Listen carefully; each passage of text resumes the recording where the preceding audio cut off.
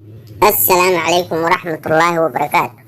Daawadayaal ku soo dhawaada channelkeena arrimaha qoyska oo inta badan aan idinka soo gudbino waxyaabaha ku cusub dhanka sariirta, caafimaadka, jinsiga, xubnaha taranka ragga iyo dumarka.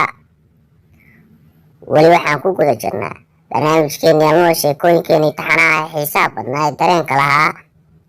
Waxaan ku xasuusinayaa haddii aad nagu cusub tahay daawada nagu soo biir. Haddii aad hore noola socotayna muuqaalka subscribe, muuqaalka sheer garee asxaabtaadana la wadaag.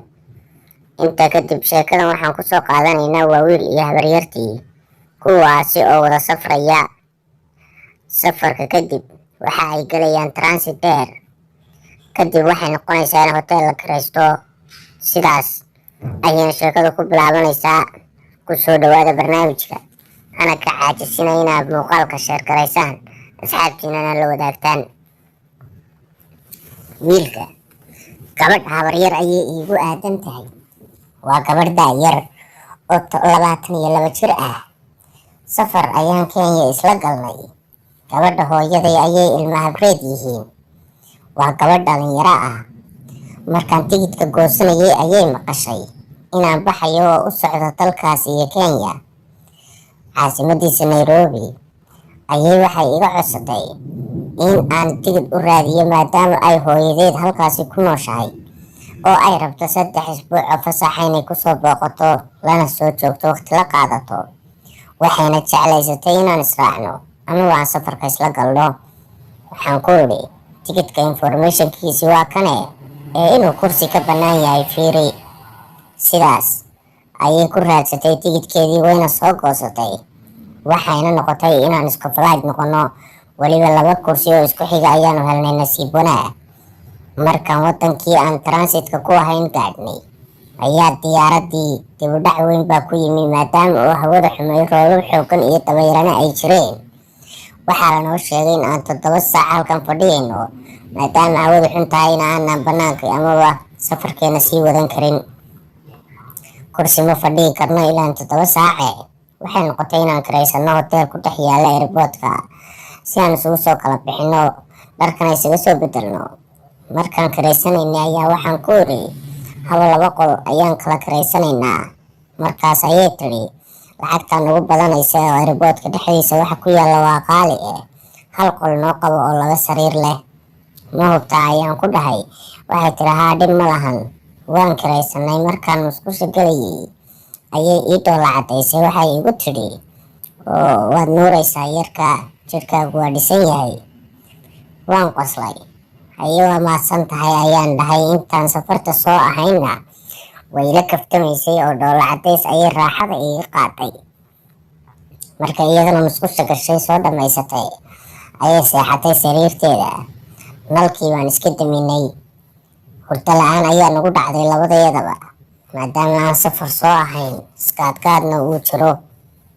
Sidaan u sheekaysanayna ayay igu tidhi haye haddaan wax yar istusno oo laysku dheeraanin ka waran. Anna waaba sidaan rabay, anoo niyadda kale talo sideed halkeed ka bilowdaa ayaan degdeg u idhi haye waxba kama qabo. Way ii soo kacday ayadoo baati kastuumo ka hoos qabtaa. Waan isdhuuqnay ilaa aan farta ka geliyo siil. Labadeeda lug ayay kala furtay. Kastuumadii ayay iska siibtay. Naasihii iyo bishimaha sidaan uga dhuuqayay ayay mar kaliyaatay. Xanuunkii ay adkaysan weyday dareenka dartii igelay guska, laakiin biyaha iga ilaali. Waan geliyey, wayna cabaatay. Runtii waxay lahayd siil aad u yar oo aad moodo inaan weligiis la taaban oo xataa fartu ay darqi ku galayso. Siday ugu haysay ayaan ka soo saaray 2 naas, labada dhexdooda ayaan uga shubay biyihii marka koowaad iga yimi ilaa ay guska igaga dhegto oo isii dayn weyday. Dhuuqis iyo leefleefid ay ku bilowdo. Kadib markaan 25 daqiiqo aan faraha ugaga jiray amaba aan u faraynayay oo aan carabka uga dhuuqayay siilka ayaan ku bilaabay inaan waso. musqusha dhinaceeda ayaan u dhaqaaqnay. Gabadha waa gabadh dheer oo cad oo dhex dhuuban oo aad u qurxoon. Gabadha hooyaday waxay tidhi dhib ma lahan. Markaan musqusha galnay oo biyihii isku furnay ayaan foorariyey futada ayaan damcay amaba dabada inaan guska ka geliyo.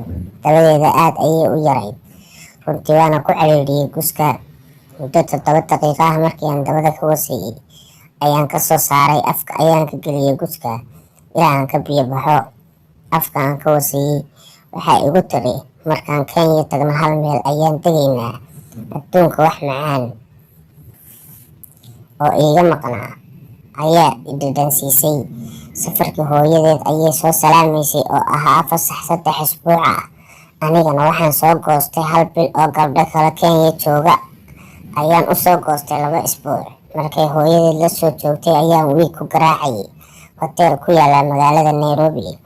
Wayna soo baxday, Maraykan ayayna ku laabatay.